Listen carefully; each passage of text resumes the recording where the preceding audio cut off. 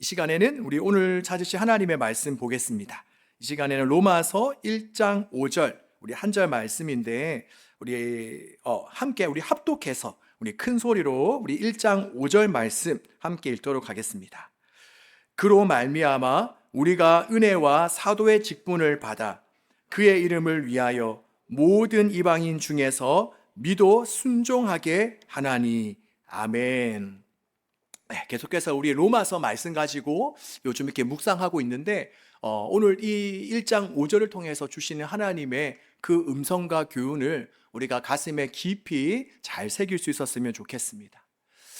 오늘 본문을 보면 하나님께서는 우리 모두를 그분의 사도, 그분의 제자로 우리를 불러주셨다라고 말씀합니다. 하지만 이처럼 하나님께서 우리에게 사도라는 거룩한 직분, 바로 제자라는 명예로운 그 직분을 우리에게 허락해 주신 것은 결코 우리가 남보다 뛰어나거나 잘났기 때문이 아닙니다. 바로 사도행전 9장에 보면 사도 바울이 다메섹으로 가는 길에 바로 예수님을 만나서 이후에 이방인을 향한 사도로 부르심을 받는 장면이 나옵니다. 그런데 그곳에 가고 있는 그 수많은 사람들 중에 유독 바울만이 주님의 음성을 듣고 그분을 만나서 하나님의 택하심을 받은 이유는 무엇이겠습니까? 그가 다른 동료들보다 나은 것이 더 많았기 때문이겠습니까? 그렇지 않습니다.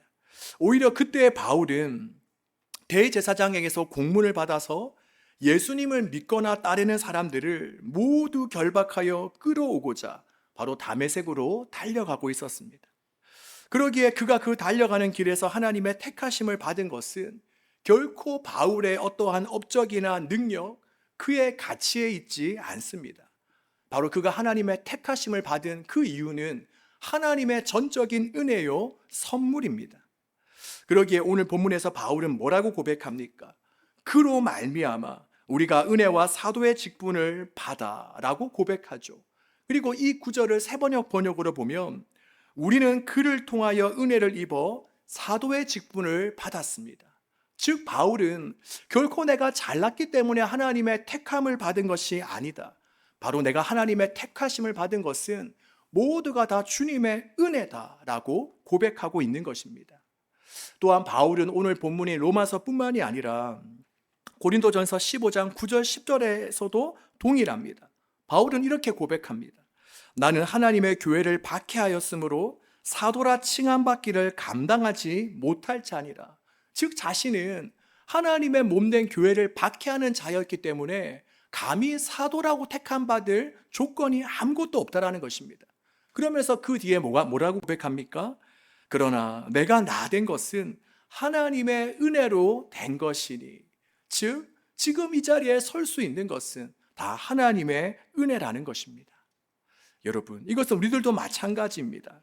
바로 주님이 우리를 대신하여서 그 십자가에서 달리셔서 우리 모두가 갚아야 될 그 죄의 값을 대신 갚아주신 것, 그리고 우리가 그것을 믿음으로 말미암아 영생을 얻게 된 것, 또 우리가 주님의 제자로, 주님의 자녀로 택하심을 받은 것은 결코 우리에게 주어져야만 되는 합당한 보상이나 또 우리가 어떠한 일을 한 것에 대하여 받는 당연한 대가나 결과가 아니라 그것은 바로 내가 너희를 지명하여 불렀나니 너희는 내 것이라, 바로 우리를 선택하여 주신 하나님의 전적인 은혜인 것입니다. 여러분, 이 자리에 우리가 이렇게 앉아서 하나님을 예배하며 찬양할 수 있는 것, 예수님을 믿는 사람으로 살아갈 수 있는 것, 이것은 전적인 주님의 은혜와 사랑임을 여러분 고백하십니까? 아멘. 그렇죠. 날마다 우리가 이것을 고백하며 하나님께 감사드리는 삶을 살아야 됩니다. 그리고 이러한 값없는 하나님의 은혜에는 자연스럽게 우리가 감당해야 될 바로 사명이 뒤따라옵니다. 이것은 국민의 투표에 의해 선출된 정치인들을 보면 쉽게 이해될 수 있습니다. 여러분, 왜 국민들이 특정 정치인을 때로는 구청장으로, 또 국회의원으로, 또 대통령으로 우리가 선택해 줍니까? 바로 선출된 그들이 바로 국민의 입이 되고 국민의 손과 발이 되어서 보다 나은 세상을 만들기 위해서 그들이 더 열심히 일해 줄 것을 기대하기 때문에 우리가 그들을 선출하는 것이 아닙니까? 그러기에 때때로 우리가 몇몇 정치인들에 대하여 실망하고 또 때로는 불평과 불만을 쏟아내는 이유 역시 무엇이죠? 바로 그들이 자신들의 권리와 특권만을 누리려고 할 뿐, 정작 그들이 해야 될 역할과 사명에 대해서는 소홀히 하는 것처럼 여겨지기 때문입니다. 그런데 이것은 우리도 똑같다라는 것입니다. 네, 지금 보니까 벌써 눈을 감고 주님과 깊이 독대를 하는 사람들이 있는데, 네, 제가 설교한 중간쯤 자면 저의 잘못이지만 설교 앞부분부터 자면 여러분의 잘못이죠. 네, 우리가 토요일 밤에 일찍 자고, 우리가 주일에는 하나님을 마음껏 찬양할 힘을 잘 보충해 놓았으면 좋겠습니다. 자, 암튼 이것은 우리도 똑같습니다. 우리가 구원받기 위해, 우리가 하나님의 자녀가 되기 위해서 우리가 선거 운동을 한 것도 아니고 그저 우리가 값없는 하나님의 은혜로 우리가 이것을 누리고 있는데, 그저 우리가 이 자녀로서의 특권과 권리만 누리려고 할 뿐, 또 하나님께 뭔가 요구하는 것만 많을 뿐, 전혀 우리가 부르심의 목적과 사명을 위해 살아가지 않는다면 우리가 손가락질하는 그 정치인들과 우리가 뭐가 다르겠습니까? 바로 하나님 없이 방황하며 그와 같이 살았던 나를 하나님께서 건져주시고 불러주셨다라는 것을 우리가 정녕 믿는다면, 또 우리가 그 사랑과 은혜를 누리고 살아간다면, 이제는 우리가 그 사랑과 은혜에 힘입어서 이제는 주님이 원하시는 것을 향해서, 또 하나님이 나를 불러주신, 하나님이 나를 택해주신 그 뜻과 목적을 위해서 우리가 우리의 마음과 시간과 에너지를 쏟아야 하는 것입니다. 아멘이십니까? 자, 그렇다면 과연 우리를 주님의 자녀, 주님의 제자, 주님의 사도로 우리를 불러주신 주님의 뜻은 무엇이겠습니까? 우리가 값없이 은혜를 힘입은 자로서 우리가 감당해야 될 그 몫은 무엇이겠습니까? 그것을 오늘 본문에서 이야기하고 있는데, 우리 다시 한 번 더 본문 말씀을 읽어보도록 하겠습니다. 그로 말미암아 우리가 은혜와 사도의 직분을 받아 그의 이름을 위하여 모든 이방인 중에서 믿어 순종하게 하나니. 아멘. 바로 이 짧은 한 절 말씀에 뭐라고 이야기하고 있습니까? 바로 은혜 받은 우리가 감당해야 될 사명은 예수님을 알지 못하는 사람들로 하여금 그들이 예수님을 믿고 예수님에게 순종하는 사람으로 만들어야 된다라는 것입니다. 즉 하나님의 권위와 하나님의 존재와 권위를 인정하지 않는 사람들로 하여금 하나님을 인정하고 믿으며 하나님을 순종케 하는 사람이 되도록 우리가 힘써야 한다는 것입니다. 자, 여러분, 바라기는 그렇게 살아가는 우리가 되었으면 좋겠습니다. 자, 여기에 보면 그저 우리가 믿게만 하는 것이 아니라 그들이 믿어서 순종하는 주님의 제자가 되게끔 하는 것이 바로 우리의 역할이라는 거죠. 그리고 방금 전에 말씀드린 이 부분을 통해서 우리가 또한 알 수 있는 것은 무엇이냐? 바로 믿음은 순종이다. 바로 추상적이고 눈에 보이지 않는 우리의 믿음은 무엇으로 드러나고 나타나는가? 바로 구체적이고 눈에 보이는 순종으로 나타난다는 것입니다. 즉 우리의 믿음은 뭐라고요? 바로 순종이라는 것이죠.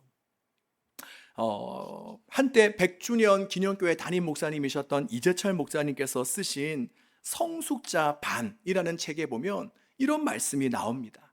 네, 우리 새신자반 리더들은 우리 새가족 반이라는 책을 다 읽었겠죠. 근데 그 뒤로도 성숙자 반, 사명자 반 이런 책들이 있어요. 그래서 바라기는 우리 새가족 반을 읽은 우리 새가족 리더들은 한번 또 사서 읽어보면 좋을 것 같고, 이런 책들은 우리 모든 예전사 청년들이 다 읽어보면 좋을 것 같아요. 우리 이재철 목사님이 쓰신 홍성사에서 나온 새가족 반, 성숙자 반, 사명자 반, 네, 이런 것들 한번 진짜 청년회 때 읽어볼 수 있기를 바랍니다. 자, 암튼 그 성숙자 반에 보면 이런 말씀을 하셨습니다. 오늘날 한국처럼 성경 공부가 유행하는 나라도 없고, 또한 한국 그리스도인들처럼 성경에서 배운 것을 삶에 적용하지 않는 사람들도 없을 것이다. 자, 그러면서 그 이유를 설명하시는데, 그것은 뭐냐? 우리가 성경 공부는 열심히 하지만 추상적인 이론으로만 알 뿐, 우리가 구체적인 개념은 잘 모르기 때문이다라고 설명하십니다. 예를 들면 이런 거죠. 주로 이제 우리 교회 성도님들이, 우리 청년들이 성경 공부나 설교를 듣고 나서 은혜 받았습니다 라는 말씀을 종종 하는데, 과연 은혜 받은 것이 무엇이냐, 무슨 의미로 은혜 받았다라고 이야기하느냐 하는 것입니다. 가령 배우자나 이웃, 그리고 시부모님을 증오하고 친구를 미워하며 살았는데, 우리가 말씀을 듣다가 이제는 그들을 내가 용서하고 사랑해야겠다라는 마음을 먹었다면, 또 그동안은 자신을 꽤 괜찮은 사람으로 착각하며 살아왔는데 말씀을 듣다가 그게 아니었구나, 나는 정말 형편없는 인간이었구나 라는 것을 깨달았다면, 그것은 은혜 받은 것이라는 것입니다. 근데 대부분의 사람들은 은혜라는 단어를 사용하며 어떨 때 사용합니까? 바로 그렇게 구체적인 개념을 생각하기보다는 뭔가 한순간 내 마음이 울리고 내 눈시울이 뜨거워지고 또 답답하던 마음이 시원해졌을 때에 우리는 은혜 받았다라는 말을 사용하는데, 이렇게 추상적으로 한 번 은혜 받고 끝나는 일들이 비일비재하기 때문에 우리가 아무리 은혜를 많이 받은 것 같아도 실제로 가정과 일터와 삶을 보면 별다른 변화와 진전이 나타나지 않는다라는 것입니다. 그래서 우리가 흔히 쓰는 그 단어들을 좀 구체적으로 바꿔보는 것이 필요한데, 그렇다면 오늘 본문을 통해서 우리가 믿음이라는 단어를 조금 더 구체적으로 바꿔보면 그것은 바로 순종이라는 것입니다. 즉, 우리가 믿습니다라는 다소 추상적인 그 고백은 구체적인 순종으로 나타나야 한다는 것입니다. 자, 그리고 이 순종은 두 가지의 모습으로 표현될 수 있습니다.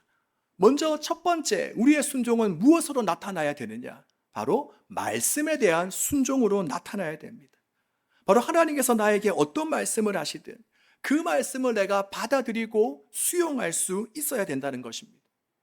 우리가 요한복음 2장에 보면 다들 잘 아는, 우리가 교육부서를 다닐 때 우리가 흔히 잘 배웠던 가나안 혼인잔치 이야기가 나옵니다. 바로 그 내용을 보면 예수님께서 잔치집 일꾼들에게 다소 무리한 요구를 하나 부탁하십니다. 그것이 뭐죠? 바로 잔치집에 포도주가 떨어진 그 아찔한 상황 속에서 그 위기를 모면할 방법으로 예수님께서 뭐라고 말씀하십니까? 돌 항아리에 물을 채워서 그것을 갖다 줘라 라고 말씀하십니다. 우리가 당시의 상황으로 보면 이것은 전혀 말도 되지 않는 요구입니다.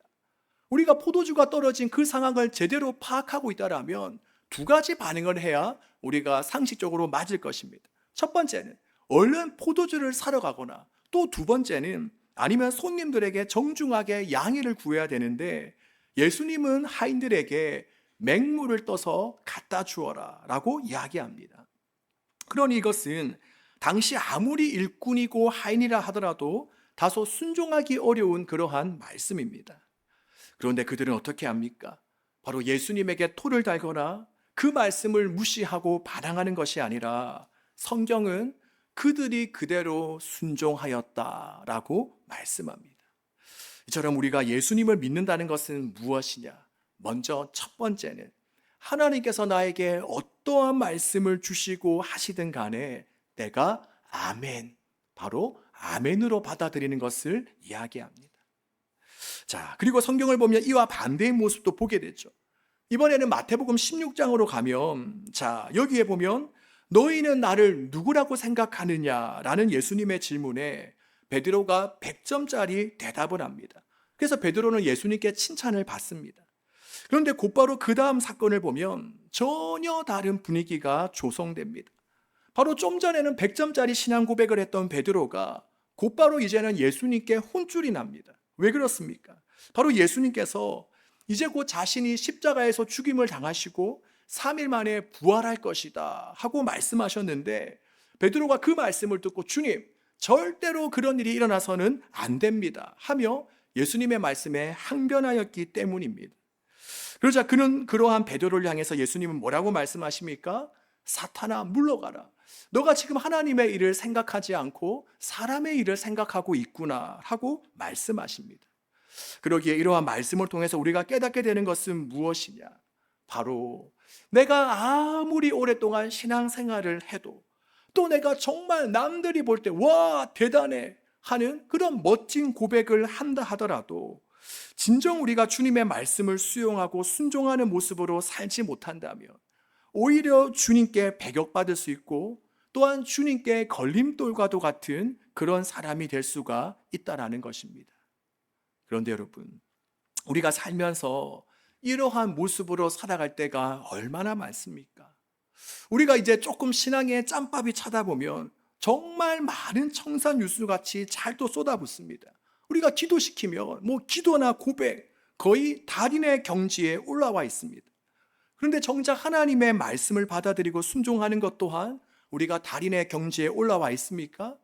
그렇지 않죠. 너무나도 어설프고 또 너무나도 형편없는 모습으로 살아갈 때가 있습니다. 또 우리가 주님의 말씀을 받을 때도 뭔가 달콤한 말씀, 나에게 힘과 위로가 되는 말씀은 우리가 쏙쏙 받아 먹으면서도 뭔가 나를 내어놓아야 되고 뭔가 나를 희생해야 되고 손해보는 말씀 앞에서는 우리는 나는 아니겠지, 나는 아닐 거야, 우리가 절레절레 고개를 흔들 때가 있습니다. 하지만 우리가 진정 믿음의 사람이라면 어디에 순종해야 됩니까? 바로 주님의 말씀에 순종하는 사람이 되어야 되는 것입니다. 자, 그리고 두 번째로 우리는 또 다른 순종의 모습은 무엇이냐? 첫 번째는 하나님의 말씀에 순종이라면, 또 두 번째는 우리는 모든 상황에 대한 순종의 사람이 되어야 됩니다. 즉 믿음의 사람은 하나님의 말씀에도 순종해야 되지만 또 내게 주어진 모든 상황과 환경에도 순종할 수 있어야 되는 것입니다. 우리가 잘 아는 바울, 그는 자신의 병이 낫기를 하나님께 3번이나 간절히 기도했지만 여러분, 바울의 병이 나았나요? 낫지 않았죠. 그랬을 때 바울은 어떻게 합니까? 그가 모든 것을 다 내팽겨치고 금식하며 기도원에 들어갑니까? 그렇지 않습니다. 바로 바울은 오히려 여기에 하나님의 뜻이 있구나라는 것을 깨달아서 하나님의 은혜가 저에게 족합니다. 제가 말씀을 전하고 기도하면 이렇게 큰 역사들이 일어나는데 만약에 내 육체에 이러한 가시가 없었더라면 제가 얼마나 교만해질 수 있었겠습니까? 그래서 저로 하여금 평생 하나님만 바라보고 의지하도록 하나님께서 저에게 이러한 장치를 마련해 주셨군요 하면서 바울은 그 상황을 받아들였던 것입니다. 이것은 요셉도 마찬가지죠. 바로 이처럼 믿음의 사람은 하나님의 말씀뿐만이 아니라 바로 나에게 다가오고 주어진 그 어떠한 상황과 환경도 순종함으로 받아들일 수 있어야 하는 것입니다. 우리 사랑하는 여러분, 우리 참 그리스도인이라면, 바로 참된 믿음의 상황이라면 이처럼 하나님의 말씀은 물론이고 내게 주어진 그 상황 역시 하나님께서 주신 것임을 믿고 수용할 수 있어야 하는 것입니다. 자, 우리 하나님은 어떤 분이십니까? 바로 우리 하나님은 우리가 하나님과 원수가 되었을 그때 우리를 살리시기 위해서 하나밖에 없는 예수 그리스도를 나에게 보내어 주셨습니다. 또 우리가 하나님의 품 밖에서 죄인으로 살아갈 그때 일방적으로 나를 세워주시며 새로운 생명을 부여해 주신 그러한 분이십니다. 바로 하나님의 어떤 사랑받을 만한 조건이 있을 때가 아니라 바로 반대일 그때 우리를 사랑하시고 우리를 택해 주시고 또 생명의 길로 인도하신 그러한 목자가 되어 주시는 것입니다. 우리가 이것을 믿는다면 어떻게 살아가야 되겠습니까? 바로 모든 상황 가운데서도 바로 사랑의 하나님께서 나를 선한 길로 인도해 주실 것을 믿으며 나에게 주어지는 환경들도 받아들일 수 있어야 하는 것입니다. 바라기는 여기 있는 우리 모두는 우리가 믿는 자로서 하나님의 말씀뿐만이 아니라 나에게 주어진 모든 상황과 환경을 믿음의 눈으로 바라보며 순종할 수 있기를 주님의 이름으로 축복합니다. 자, 또한 우리가 오늘 본문을 통해 주님은 우리로 하여금 제가 조금 전에도 말씀드렸지만 바로 어느 자리에 있든지 주님은 믿지 않는 자들로 하여금 바로 그들이 예수님을 믿고 예수님에게 순종할 수 있는 자들로 만들어라 라고 우리에게 말씀해 주셨습니다. 우리 각자가 처한 환경과 상황, 우리가 서 있는 자리는 다 다르죠. 뭐 저처럼 사역자로 살아가는 사람도 있고, 누구는 학생으로, 직장인으로, 취준생으로, 이처럼 하는 일과 역할과 위치는 다 다를 수 있지만 우리에게 주어진 사명은 같습니다. 동일합니다. 그것은 무엇입니까? 바로 예수 그리스도의 제자로서 우리가 예수님을 전해서 그들로 하여금 믿고 주님께 순종하는 자들로 세워나가는 것입니다. 우리 사랑하는 여러분, 지금 학생으로 살아가고 있습니까? 그렇다면 우리가 학교에서 함께 공부하며 만나는 후배나 선배들, 또 우리 친구들에게 예수님을 전하고 보여줄 수 있기를 바랍니다. 그래서 그들도 믿고 주님께 순종하는 삶으로 나아갈 수 있기를 바랍니다. 또 그리고 뭐 회사원, 취준생, 또 사업을 하는 우리 청년들이 있다라면 우리가 그곳에서 만나고 부딪히고 함께 동역하고 있는 사람들, 그들 역시 하나님을 믿고 하나님을 따르는 자들로 변해갈 수 있도록 우리가 그 역할들을 감당할 수 있기를 바랍니다. 이것이 바로 주의 은혜와 사랑을 받은 우리가 시간과 물질과 에너지와 힘을 쏟아야 할 이유요, 우리의 방향이 되는 것입니다. 그러기에 우리가 주님께 받은 그 권리와 주님께 받은 그 은혜만을 누리며 행사하기보다는 먼저는 그것을 누릴 때, 그리고 그 이후에는 우리에게 주어진 사명과 역할까지도 신실하게 감당하는 저와 여러분 되시기를 주님의 이름으로 축복합니다. 네, 그래서 우리가 정말 어떠한 시간이 그저 흐르는 대로 그냥 우리가 이렇게 살아가는 것이 아니라 주께서 우리에게 주신 명료한 사명을 위해 달려가는 저와 여러분 되시기를 주님의 이름으로 축복합니다.